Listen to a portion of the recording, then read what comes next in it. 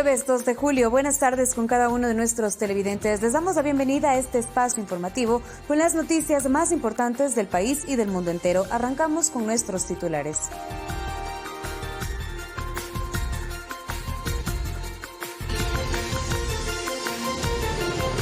El presidente Lenín Moreno visita Tena, provincia del Napo. El jefe de Estado entregó el bono Joaquín Gallegos Lara a una persona con discapacidad física severa. El presidente del Consejo Nacional para la Igualdad de Discapacidades, CONADIS, aclaró que el organismo no emite el carnet de discapacidad. Exige que se esclarezcan las denuncias en torno a este tema. El gobierno entregó en Guayaquil kits alimenticios y pruebas rápidas de COVID-19 puerta a puerta. La Contraloría insiste al CNE no inscribir a 4 movimientos políticos por incumplir los requisitos constitucionales y legales. Aclara que solo deben participar organizaciones que cumplan con la ley. La presidenta del CNE, Diana Tamaín, rindió su versión en la Fiscalía dentro de la investigación por tráfico de influencias en el caso Loyos. En los deportes, hoy hace 12 años, Liga de Quito se consagró campeón de la Copa Libertadores 2008. En lo internacional, altos funcionarios mexicanos, incluido el presidente Andrés Manuel López Obrador, fueron amenazados de muerte. Los nombres figuran en una lista atribuida al cartel Jalisco Nueva Generación.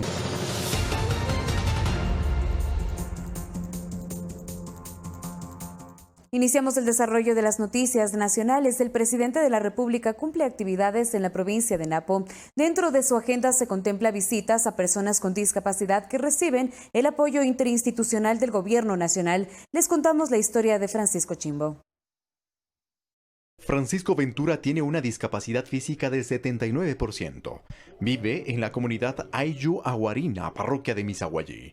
Francisco y su familia cuentan de su accidente, su discapacidad y la visita presidencial. Me caí del trabajo de 3 pisos.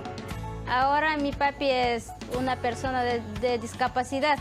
El mandatario acompañará a brigadas Las Manuelas, médicos del barrio y del MIES. A don Pachito lo venimos a ver desde la ciudad del Tena. Gracias a los programas que emite el gobierno podemos llegar y dar facilidad de acceso. Esta familia también recibió ayuda del Midubi en 2010, aunque las condiciones meteorológicas influyen en el ingreso, que solo se lo puede hacer vía fluvial. Se le agradecería muchísimo que tengamos esa visita del señor presidente.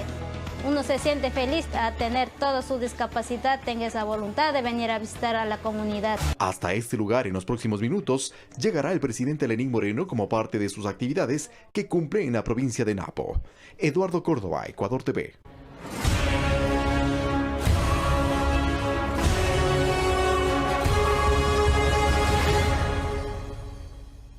La presidenta del Consejo Nacional Electoral, Diana Tamaín, rindió su versión en la investigación que se realiza la Fiscalía en su contra. Olga Velasco nos tiene un informe.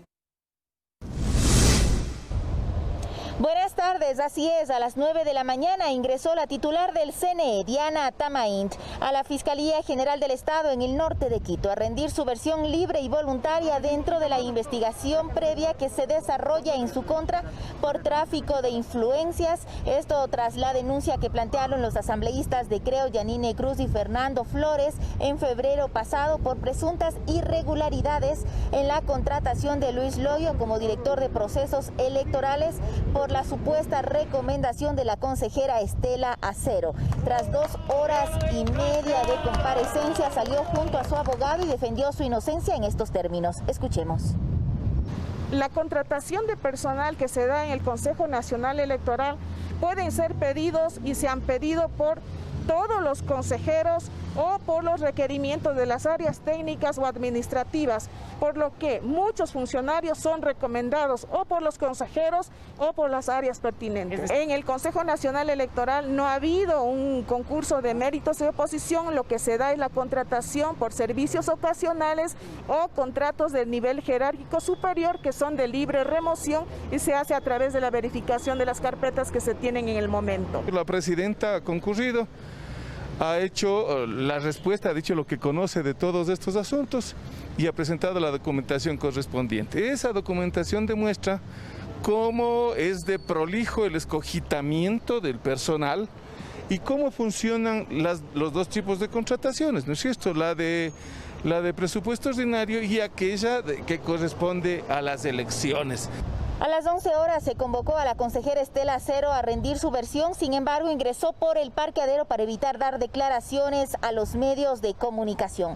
Y para este viernes a las 9 de la mañana también se convocó a Luis Loyo a rendir su versión. Recordemos que él ya tiene una pena de 1 año de prisión tras acogerse a procedimiento abreviado por asociación ilícita dentro de la supuesta red delictiva que ofertaba cargos públicos, caso en el que está vinculado el expresidente del Consejo de Participación Ciudadana, José Carlos Tuárez. Hasta aquí el informe, continuamos con más información en estudios. Buenas tardes. Buenas tardes, Olga. Gracias por tu reporte. Además, la presidenta del Consejo Nacional Electoral, Diana Tamaint, indicó que están dentro de los plazos para responder el informe de la Contraloría General del Estado, en el que se pide dejar sin efecto la inscripción de 4 movimientos políticos. Indicó que esas organizaciones fueron aprobadas en anteriores periodos. Fueron en periodos anteriores en las presidencias de la señora Nubia Villasís y el señor Pozo. Estamos dentro del plazo previsto para presentar nuestras justificaciones y responder a las recomendaciones de la Contraloría. La Contraloría General del Estado, mediante un boletín de prensa, informa a la ciudadanía que 10 acciones interpuestas contra el informe de la institución de control que recomienda al Consejo Nacional Electoral dejar sin efecto la inscripción de 4 movimientos políticos en el registro permanente de organizaciones políticas por no cumplir con los correspondientes requisitos constitucionales y legales fueron desestimadas. Los magistrados argumentaron que la Contraloría es la autoridad competente para emitir ese acto administrativo en apego a las facultades que la Constitución le otorga. Además, se menciona que los fallos señalan que las labores de control público no constituyen una injerencia en las actuaciones del Consejo Nacional Electoral. Con estas desestimaciones judiciales, los procesos administrativos y sancionatorios establecidos por la Contraloría continúan con su trámite dentro de los plazos respectivos para garantizar que en el registro de organizaciones políticas consten únicamente aquellas que cumplan con lo dispuesto en la ley. Y a esta hora se desarrolla la audiencia de apelación a la sentencia de primera instancia en el caso Sobornos, en donde el expresidente Rafael Correa y su círculo cercano fueron condenados a 8 años de cárcel. Los abogados efectúan sus contrarréplicas ante el tribunal, que está presidido por el juez David Hacho, luego que la fiscal Diana Salazar pidió que se ratifique la sentencia y se desestime los argumentos de apelación. Una vez finalicen las intervenciones de los abogados, la defensa, el tribunal entra en la fase de deliberación para analizar los alegatos de las partes y tomar una decisión. Nosotros esperamos que el tribunal realmente verifique todo lo que consta en el proceso, porque eso es de fácil verificación. Es cuestión de abrir los informes de Contraloría, de Procuraduría, del propio Ministerio de Transporte y Obras Públicas para encontrar la verdad procesal. Yo estoy convencido que el tribunal será objetivo y que va a valorar adecuadamente la prueba. Y estoy también convencido, por lo tanto, de que existirá más de un procesado que va a ser encontrado inocente. El juez Ubaldo Macías de la Corte Provincial de Guayas dictó prisión preventiva para 5 personas y para otras medidas cautelares procesadas por delito de asociación ilícita por contrabando y venta de carnés de discapacidad en $1,300. La Fiscalía logró la detención de los 6 sujetos luego de ejecutar 10 allanamientos en Guayaquil y San Borondón. El juez de garantías penales Ubaldo Macías acogió el pedido de Fiscalía y dictó prisión preventiva contra Alonso A.L., Alex C.J., David Q.P., Juan A.A. y Fernando S.F., mientras que para Luis J.M. resolvió medidas cautelares, como la presentación ante la autoridad judicial, prohibición de salida del país y uso del dispositivo electrónico por poseer un certificado de ser positivo para COVID-19. La instrucción fiscal durará 90 días y a los implicados se los procesa por el delito de asociación ilícita, por lo que podrían enfrentar una pena privativa de libertad de 3 a 5 años. Uno de los procesados también es investigado por presuntamente vender carnés de discapacidad, por los que habría cobrado entre $1,000 y $1,300. Se presume estaría involucrado con una organización delincuencial que tendría nexos con funcionarios del Ministerio de Salud. El carnet es original, sin sustento médico, podría estar tal vez vinculado a personal del servicio del Ministerio de Salud Pública. Caso contrario, si tiene todos los sustentos, pues descartaremos esa situación en la investigación venidera. Utilizado en redes sociales y las personas interesadas tenían que pagar un valor aproximado de $1.300 para que su carnet de discapacidad salga con un porcentaje del 60 al 61%. Corroborar que efectivamente estos beneficios sean legítimos y que las personas que se han beneficiado tengan como tal la discapacidad. Caso contrario, todos estos vehículos van a ser identificados, ubicados y retenidos para las investigaciones. Los sujetos fueron detenidos durante los 10 allanamientos ejecutados en Guayaquil y San Borondón. La presunta organización delictiva utilizaba empresas de courier para ingresar al país mercadería no declarada. Aprovechando la emergencia sanitaria, se dedicaban a la venta de insumos médicos en varias ciudades. A través de medios técnicos hemos podido conocer que efectivamente han realizado coordinaciones con terceras personas que dentro de la instrucción van a continuar siendo investigadas. 1.095 unidades de prendas de vestir valoradas en $120.000. Por eso es una organización dedicada al contrabando. Y aprovechando esa figura de ellos de tener sus locales o su acceso también, ahí es cuando hicieron ya el negocio de vincular o de traer los equipos de bioseguridad. Mariuxi Buenaño, Ecuador TV. El presidente del Consejo Nacional para la Igualdad de Discapacidades, CONADIS, Javier Torres, aclaró que el organismo no es el ente encargado de emitir el carnet de discapacidad. Expresó su apoyo y respaldo a las investigaciones anunciadas por la fiscal Diana Salazar. Y ya el Ministerio Público anticipó que investigará de oficio el trámite y uso del carnet de discapacidad y todo lo que eso desprenda ante los casos que ya conoce la opinión pública respecto al manejo de este documento. Vamos a investigar cuáles son los hechos y después determinar la conducta que podría adecuarse. Y hacia eso apunta la voluntad del Consejo Nacional para la Igualdad de Discapacidades, CONADIS. Su presidente, Javier Torres, dijo que las puertas están abiertas para que se analice todo lo que corresponde a la gestión de la institución en la emisión del carné, esto es, hasta antes del 2013. Creo que es importantísimo aclarar que el CONADIS no emite carnets ni califica. Aunque expuso que ya se detectaron con anticipación irregularidades y se tomaron acciones. La importación, después de 497 retiros de carnets por una funcionaria que no estaba acreditada para hacerlo, que se investiguen las importaciones también ahí. Y para corregir esos vacíos que pueden dar pie a suspicacias o abusos, van en camino reformas a la ley de discapacidades que pondrán un sello a los abusos sin restar derechos a quienes deben ser los beneficiarios del documento. Estas reformas al reglamento se harán de inmediato, es la respuesta más rápida que se puede dar. Por otro lado, se han suspendido los procesos de importación de esta naturaleza, se han suspendido para poder hacer el análisis y las reformas necesarias. Acciones anunciadas que se espera den también con los responsables de la calificación de discapacidad y en tiempo récord a todos quienes, según las denuncias, han hecho mal uso del carné, cuya responsabilidad en la emisión recae directamente en el Ministerio de Salud. Javier Ceballos, Ecuador TV. El carnet del Consejo Nacional de Discapacidades no solo permite la importación de vehículos, sino también otros beneficios establecidos por ley. Por ello, la importancia de que el documento se entregue a quienes en verdad lo necesitan. Para empezar este reportaje es fundamental saber qué significa realmente discapacidad. Es aquella condición que limita el desarrollo de las actividades diarias de una persona. Una discapacidad es una condición irreversible. Y es con base a ello que se legisló para brindar a las personas con discapacidad la oportunidad de participación y acceso en diferentes actividades, tanto laborales, académicas y recreativas. Una serie de beneficios, desde el parqueo del supermercado hasta que puedas tener una jubilación anticipada. Pero también algo fundamental como es la movilidad.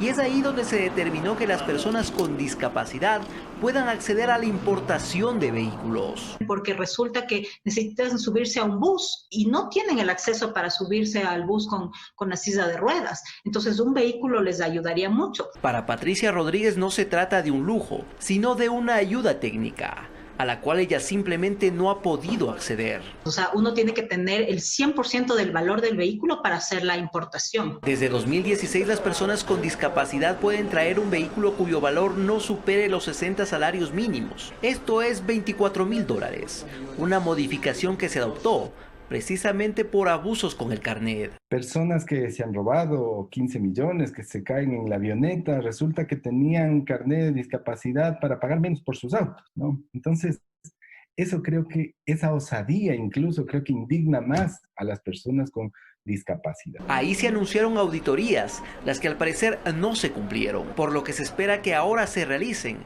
para no afectar a personas con discapacidad que en realidad necesitan de estos beneficios. Alex Llanos, Ecuador TV. Tan solo en lo que va del año, 1.420 vehículos se han importado a Ecuador usando el carnet de discapacidad. En los patios del SENAE reposan los lujosos carros que intentaron ingresar al país Daniel Salcedo y sus amigos. La emisión irregular de carnets de discapacidad ha generado el rechazo del gobierno nacional. Estos miserables deben pagar por sus actos corruptos. Lo que han hecho es aprovecharse vilmente de los derechos de las personas con discapacidad, que son quienes realmente necesitan de estos justos beneficios. Y ya se anunciaron acciones. Además, se presentó una denuncia en Fiscalía. La suspensión inmediata del proceso de exoneración de aranceles para estos casos. Segundo, la detención de vehículos importados con carnets fraudulentos. Tercero, la auditoría del Ministerio de Salud caso por caso. Cuarto, el Ministerio de Salud deberá investigar, denunciar y sancionar a los responsables. Quinto, a partir de ahora, las placas de esos autos tendrán un distintivo especial. Y sexto, reformaremos todos los instrumentos legales para que los beneficios vayan a quienes realmente lo requieren. Es así que los vehículos que reposan en los patios del Servicio Nacional de Aduanas no podrán salir hasta que la cartera de salud realice esta auditoría a cada caso. Intentamos constatar el estado de los automotores que reposan en la aduana. Sin embargo, hasta el momento no se nos ha permitido el ingreso. Tan solo en 2019 se importaron 4.427 vehículos utilizando los beneficios del carnet de discapacidad. Mientras en lo que va del 2020 ya se han importado 1.420 vehículos usando la misma vía. Uno de estos es el Chevrolet Camaro 2019, que intentó importar desde Estados Unidos Andrés Cedeño Carreño, amigo de Daniel Salcedo. Mientras este Toyota Sequoia Platinum, que en Estados Unidos supera los $60.000 y en Ecuador los $100.000, fue importado por el mismo Daniel Salcedo, vinculado a la trama de corrupción en hospitales públicos. Ambas importaciones usando carnets de discapacidad. Pese a que el documento de Salcedo Bonilla ya fue suspendido, su defensa asegura que es legítimo. ¿Tiene o no tiene esa discapacidad? Sí la tiene. En los últimos 3 años, SENAE rechazó la importación de 113 vehículos, pues superaban los valores permitidos. Daniel Salcedo ya despertó del coma inducido en el que se mantenía en el hospital Guayaquil, mientras el piloto Franklin Lara, uno de los tripulantes de la avioneta en la que se accidentó Salcedo Bonilla, ha asegurado que el trayecto era de Guayaquil a Perú, directo. Luis Alfredo Zúñiga, Ecuador TV. Se dictó arresto domiciliario contra Francisco Ochoa, exdirector del Hospital Teodoro Maldonado Carbo del IES. El detenido era procesado por delincuencia organizada en la compra de insumos para la Casa de Salud. La medida sustitutiva se da porque el exfuncionario posee un carné de discapacidad desde hace varios años. Ochoa fue detenido por la Unidad Antisecuestro y Extorsión de la Policía UNACE. La captura se realizó en el domicilio de su hermano ubicado en Lomas de Ordesa, en el norte de Guayaquil, este fin de semana. El exdirector técnico del HTMC es investigado por el caso de peculado que se sigue en su contra y otros funcionarios públicos por sobreprecio en la compra de insumos médicos adquiridos durante la pandemia. El informe para primer debate de la Ley de Extinción de Dominio fue aprobado por unanimidad en la Comisión de Participación Ciudadana y Control Social de la Asamblea Nacional. A continuación le informamos aspectos de lo que contempla el documento que será debatido por el Pleno del Legislativo. Una iniciativa que pretende convertirse en una herramienta más para combatir la corrupción, recuperar los bienes obtenidos ilícitamente, localizados en el Ecuador, en el exterior, y ponerlos a favor del Estado. Que no actúa sobre las personas, sino que actúa sobre los bienes. En la normativa se establece la formación de unidades especializadas de extinción de dominio de la Fiscalía General. Se plantea proteger la identidad de los testigos, agentes investigadores y otros participantes involucrados dentro del proceso, quienes ingresarán al Sistema Nacional de Protección a Víctimas y Testigos. Lo que necesitamos, sobre todo, es esa voluntad para que no haya impunidad y para llevar a la justicia a todos los que roban en el país. y se determinan las causales, por ejemplo, los bienes que formen parte de un incremento patrimonial no justificado, los de origen, directo o indirecto, de una actividad ilícita, los que correspondan al objeto material de la actividad ilícita, entre otras. Y estos bienes sean rematados por parte del Estado con la finalidad de que ese dinero se le devuelva también a los ecuatorianos. Y se podrá aplicar medidas cautelares como la prohibición de enajenar, retención e incautación. Pero también se procura fortalecer la cooperación internacional. Todo en medio de un ajuste de la realidad jurídica vigente. Es bueno el derecho comparado, pero sobre todo es necesario que todos nos esmeremos en hacer una ley que mañana más tarde no tenga vicios y que pueda ser demandada su inconstitucionalidad. Tras la aprobación del informe para primer debate, será el Pleno de la Asamblea quien defina dichos ajustes. Eduardo Córdoba, Ecuador TV. Para actores políticos y analistas es urgente promover en el país la dignificación de la clase política previo a los comicios del siguiente año. El Consejo Nacional Electoral debe tomar decisiones acorde a la situación que vive el país por la pandemia, acotó el director del Movimiento Democracia Sí, Gustavo Larrea. Para el analista César Coronel Garcés, los partidos políticos deben ya preparar sus listas con cuadros probos. ¿Cómo llega el país para los comicios del 2021? A juicio del director del Movimiento Democracia Sí, Gustavo Larrea, el Consejo Nacional Electoral debe adecuarse a los tiempos que vive el país actualmente. Imaginémonos la falta de sentido, que es no entender que estamos frente a una pandemia y a una causa de fuerza mayor. A su criterio, la emergencia sanitaria que vive el país implica un análisis mayor. Si queremos un proceso electoral transparente, claro, informado y seguro para que los ciudadanos puedan ir a las urnas a votar, necesitamos que el Consejo Nacional Electoral y el Consejo Electoral revisen las medidas que han adoptado. Para el abogado y analista César Coronel Garcés, es momento de dignificar la política. Para las próximas elecciones, las agrupaciones deben tener la responsabilidad de presentar cuadros probos. ¿Por qué? Porque están obligados a someter a la papeleta a las mejores mujeres y a los mejores hombres, gente con preparación, con experiencia, con apego a la realidad, con conocimiento de los problemas de los ecuatorianos y con propuestas claras para darle solución a aquello que nos preocupa y angustia. Y sobre todo que los políticos entiendan a la política como un servicio. No puede ser posible que un político piense que en los 4 años u 8 años que va a estar en la Asamblea Nacional tiene que acaparar toda la riqueza posible él y sus amigos para vivir tranquilo el resto de la vida y sus generaciones siguientes. No, señor. Javier Ceballos, Ecuador TV. Durante su visita a Cuenca, el vicepresidente de la República, Otto Sonnenholzner, participó en la firma de varios convenios para la ejecución de obras de vialidad en esa ciudad por cerca de $72 millones. Luego del evento, el segundo mandatario se refirió a varios temas de coyuntura. De inmediato, un resumen de sus declaraciones. Sobre las denuncias en torno a los carnets de discapacidad. Aquí hay responsabilidad de quien otorga un carnet. Para quien no tiene una discapacidad, ese es un delito. Hay responsabilidad de quien tramita ese carnet de forma ilegal, delito, pues un carnet gratuito no necesita tramitador. Y hay responsabilidad de quien de forma delictiva utiliza un documento falso para obtener un beneficio. Corrupción en hospitales del país. Porque no me va a decir que esto es nuevo, porque ocurrió recién. No, esto tiene años desde que yo me acuerdo. Y la gran diferencia es que ahora ni se oculta ni se homenajea, ni se utilizan esos recursos para hacer partidos políticos y ciertas. No, ahora se transparenta y se castiga. Respeto a la función judicial. Y en lo particular hemos hecho grandes esfuerzos porque la justicia sea independiente, tenga autonomía y tenga la institucionalidad suficiente para tomar sus decisiones. Pero yo no voy a meter las manos en la justicia. Panorama y escenario preelectoral. El Ecuador necesita unidad, no necesita dispersión, no se trata de candidaturas en este momento.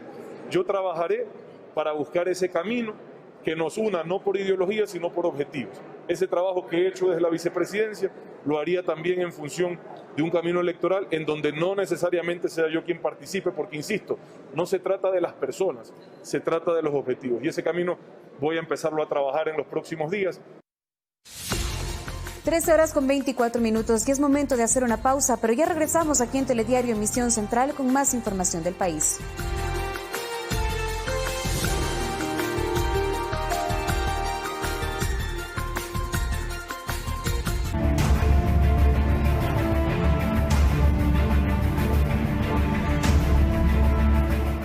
gobierno nacional continúa con la entrega de bonos de contingencia, kits de víveres y también con la toma de pruebas de COVID-19 puerta a puerta. El vicepresidente de la República, Otto Sonnenholzner, estuvo junto a los artesanos de la provincia del Guayas que recibieron los beneficios y se refirió a la situación de la enfermedad en la ciudad de Guayaquil.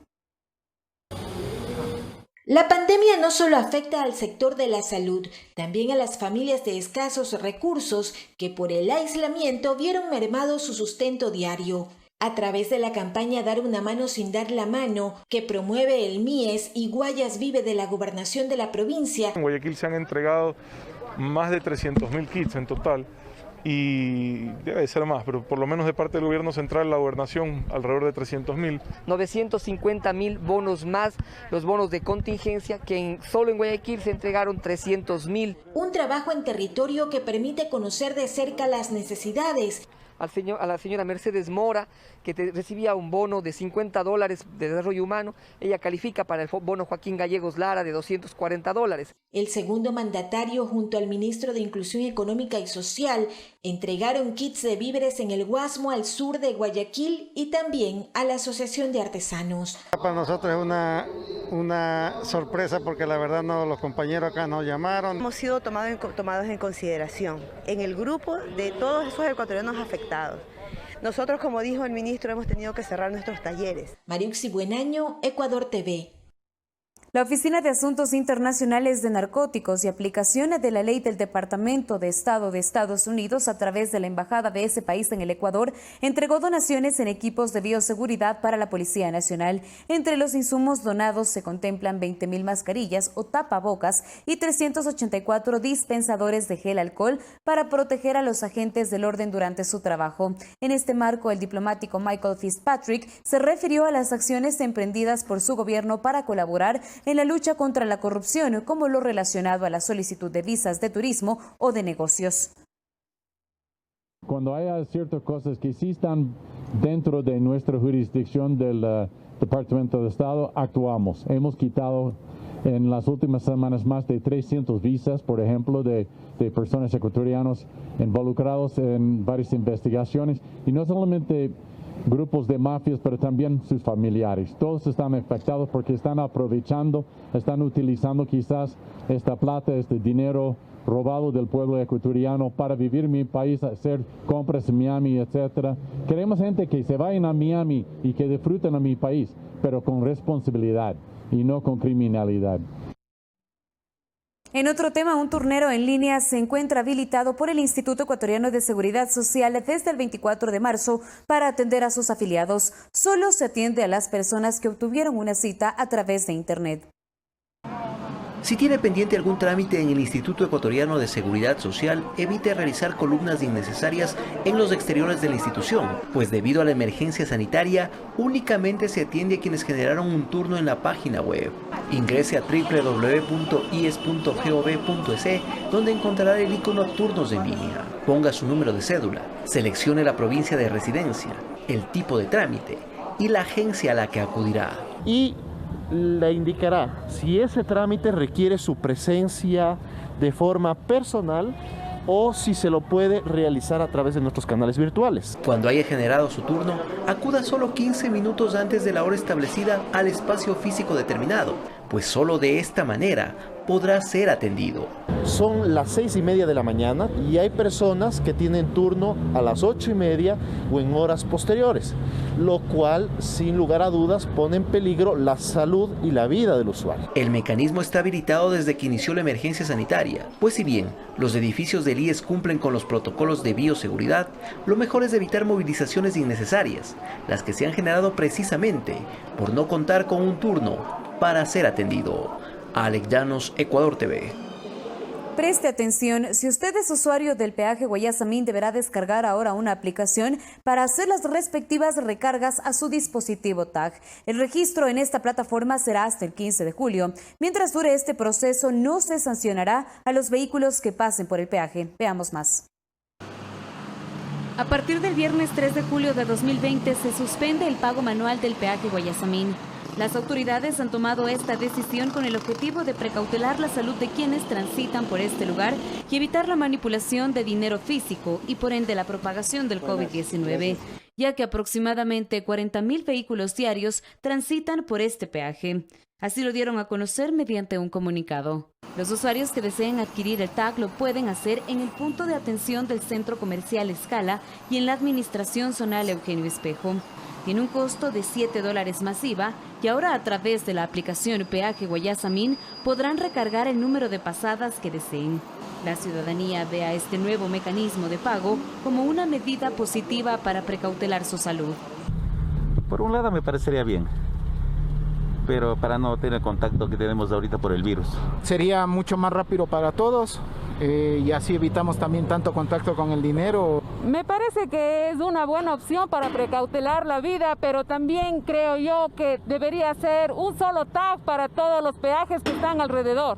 Pero asimismo hay quienes están en desacuerdo, pues según ellos, su economía se verá afectada con esta medida. Los que trabajamos en el Valle de Tumbaco, que el 100% nos movilizamos de allá, y tenemos que subir una vez al mes, cada 3 meses, por cuestión del hospital de mi madre, es perjudicial para nosotros, sí. Con la aplicación los usuarios podrán hacer recargas de $15 que equivale a 50 pasadas y de $30 por 100 pasadas. Los pagos se los puede hacer con tarjeta de débito o de crédito.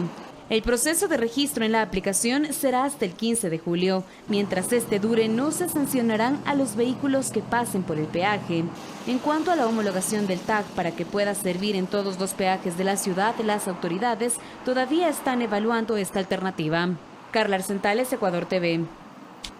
El 30 de junio, más de 50 empleados fueron despedidos de la compañía aérea TAME. Al momento se encuentra en proceso de liquidación con 400 personas que continúan trabajando, según informó Marcelo Alemán, vocero del colectivo Justicia para TAME, quien indicó también que se reunieron con autoridades del Ministerio de Transporte y presentaron una propuesta para buscar inversionistas privados y para luego recibir sus liquidaciones, comprar los activos de TAME. Desarrollamos un proyecto que inicialmente era para tratar de salvar a TAME desde el lado público. Sin embargo, ante la negativa que hemos ya tenido de las autoridades, nos toca reestructurarnos. Y lo que nosotros queremos ahora es preservar los puestos de trabajo, no de las 900 personas, pero al menos sí de un grupo bastante importante de los trabajadores de TAME. Así que estamos viendo la factibilidad de encontrar una inversión privada, más del proyecto que nosotros como empleado de TAME estamos proponiendo, y poder hacer un trabajo en equipo que permita sustentar la parte laboral en el Ecuador. Como le decía, es muy escasa acá en el Ecuador el tema aeronáutico. Y esto es lo que hoy día hemos hablado con el viceministro y con Pablo Galindo, quien es el subsecretario de Transporte Aéreo. Entonces, los compromisos han quedado en la mesa. Lo vamos a hacer de la manera formal. La viceprefecta del Oro, Carla Jimena Puertas, falleció pasada la medianoche de este 1 de julio en una clínica de Guayaquil. El deceso de Puertas se produjo tras 11 días de hospitalización. La funcionaria, oriunda de Machala, permanecía internada en coma inducido en la unidad de cuidados intensivos de la clínica Alcíbar de Guayaquil desde el pasado 20 de junio por problemas cardíacos. Se conoció también que en los últimos días estaba con pronóstico médico reservado. A través de la cuenta de Twitter de la prefectura de El Oro se informó del deceso de la funcionaria de 41 años, que asumió su cargo como viceprefecta el 14 de mayo de 2019. Con profunda tristeza en nuestro corazón anunciamos que nuestra viceprefecta ha fallecido. Que Dios dé resignación a su familia. Asimismo, el prefecto del Oro, Clemente Bravo, en su cuenta de Facebook publicó: se fue mi amiga, mi compañera de fórmula. Me quedé solo y no tengo palabras para expresar mi tristeza y mi dolor. La vida y Dios pusieron a mi lado a un ser extraordinario para hacer una política diferente, de unidad, de amistad y respeto. En la provincia de El Oro existen 6 cantones en semáforo rojo. Las Lajas es el primer cantón del país en retroceder en el semáforo, luego de haber estado una semana en amarillo, pues presentó 2 casos de COVID-19. En la provincia de El Oro, al momento se registran 2.042 casos de coronavirus y 251 muertes. Guadalupe Ayoví, Ecuador TV.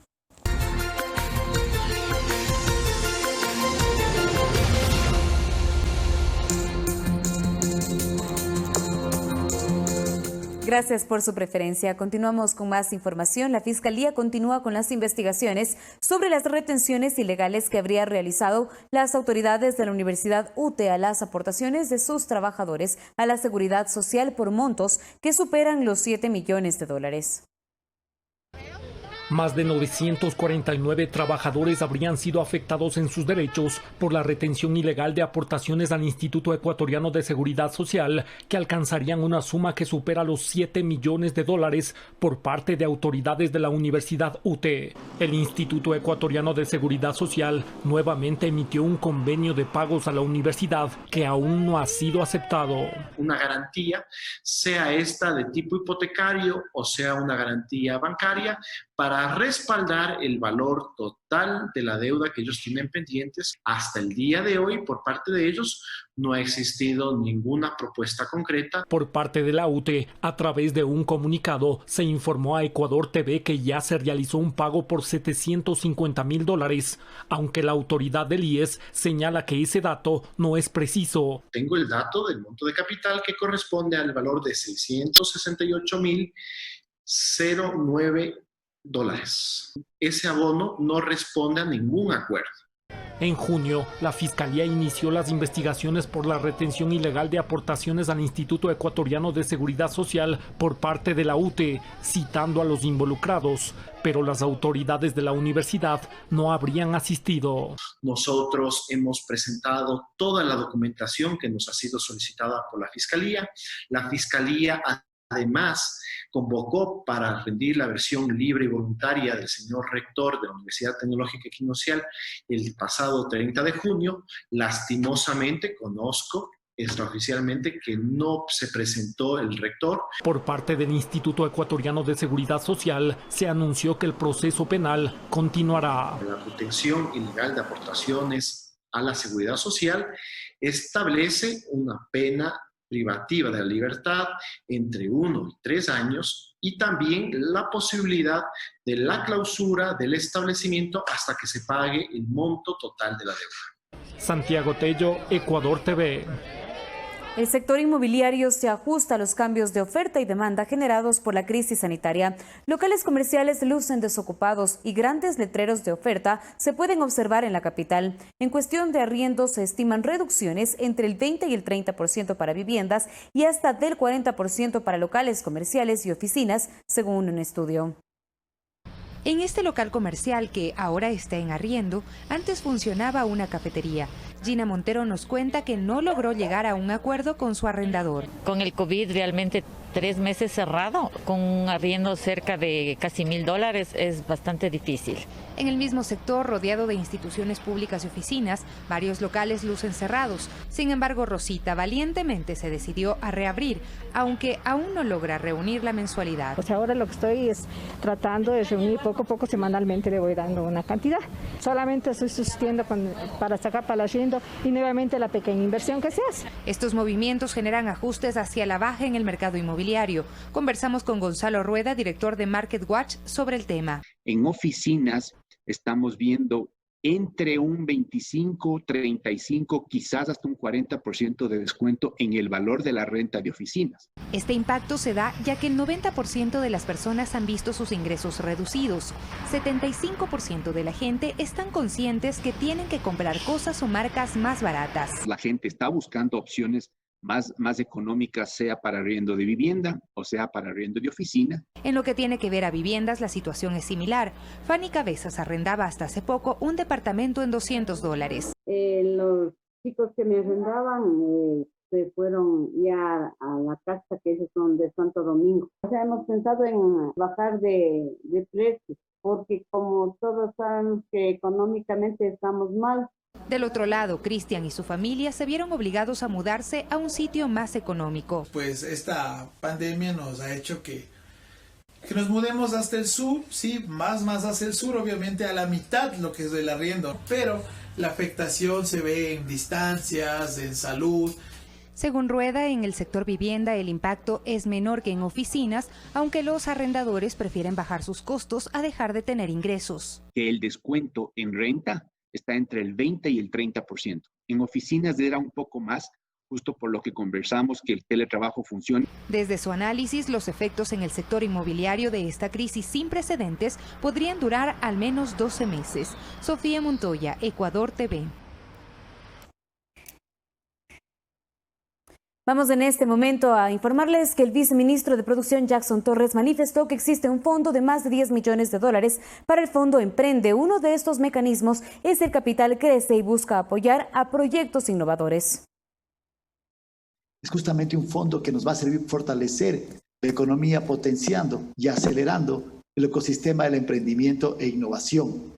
Este fondo es un fondo de $10.050.000 que tiene dos tipos de financiamiento y son formas especiales de financiamiento, que es Capital Crece y Capital Progreso. En este momento de pandemia, donde lo que hace falta también son ideas, innovación, justamente se ha desarrollado un producto especial que es Capital Crece, donde se fomentan las ideas del proyecto y la puesta en marcha de emprendimientos innovadores con alto potencial de desarrollo y crecimiento. Creemos obviamente que estos proyectos innovadores tengan la oportunidad de salir al mercado, de buscar nuevas alternativas de producción, innovación junto con la industria.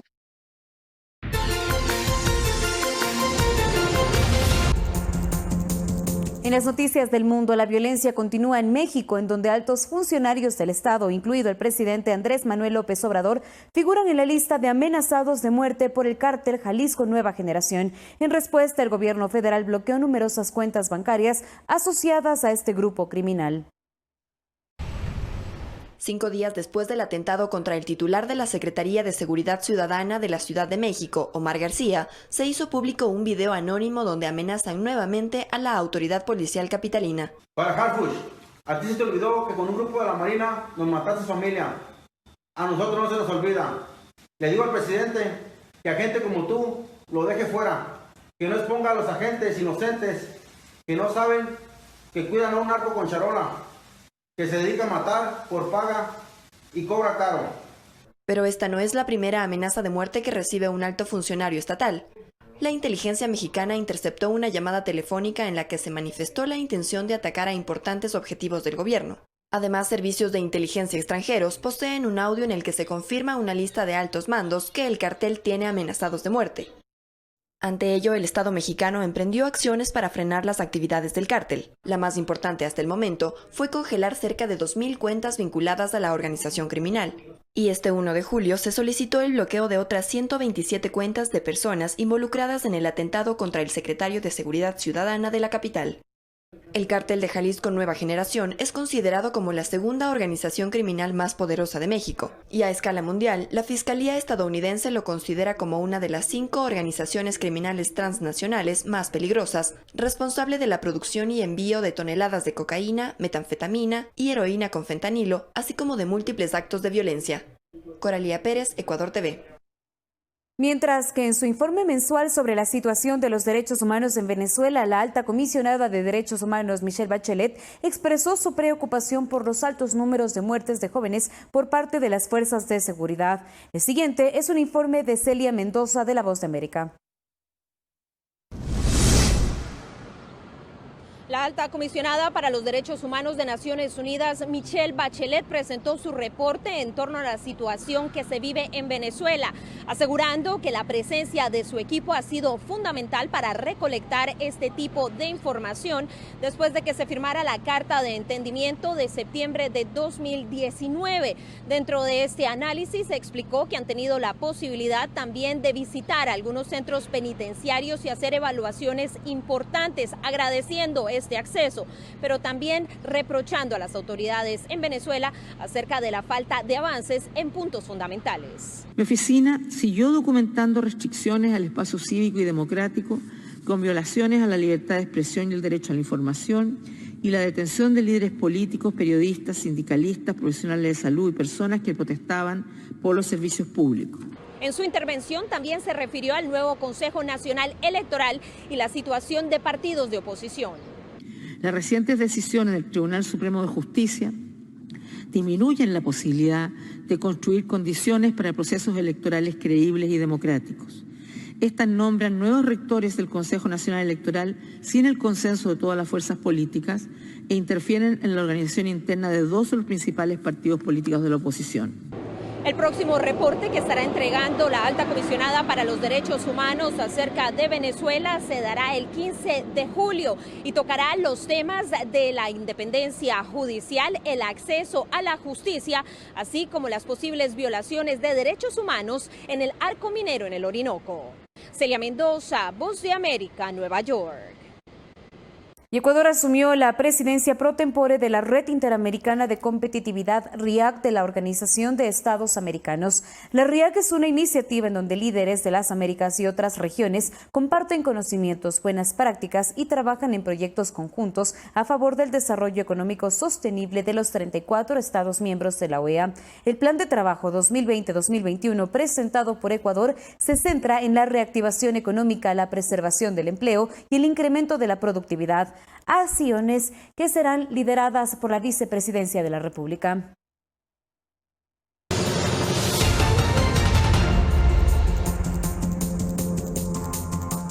Estados Unidos acapara la producción de Remdesivir, un medicamento clave para tratar el COVID-19. Además, más de 160 muertos en Birmania tras el deslizamiento de la mina de jade más grande del mundo. Más en nuestro segmento El Mundo Ahora.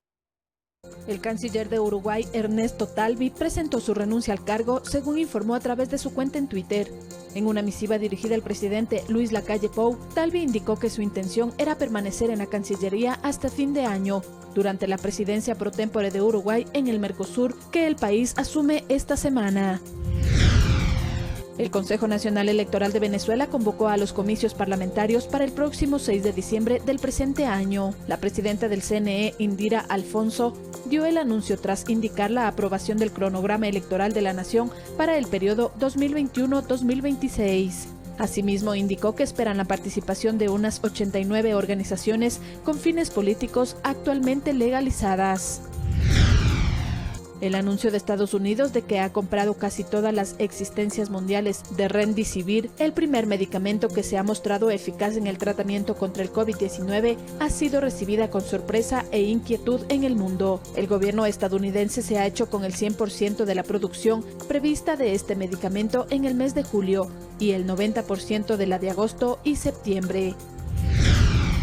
Al menos 162 personas murieron en un accidente en la mina de jade, la más grande del mundo en el norte de Birmania, lo que ha puesto de relieve las penosas condiciones de trabajo de los mineros en una industria que mueve cantidades de dinero. La tragedia tuvo lugar en medio de una lluvia torrencial, ocasionando una avalancha que sepultó al grupo de mineros.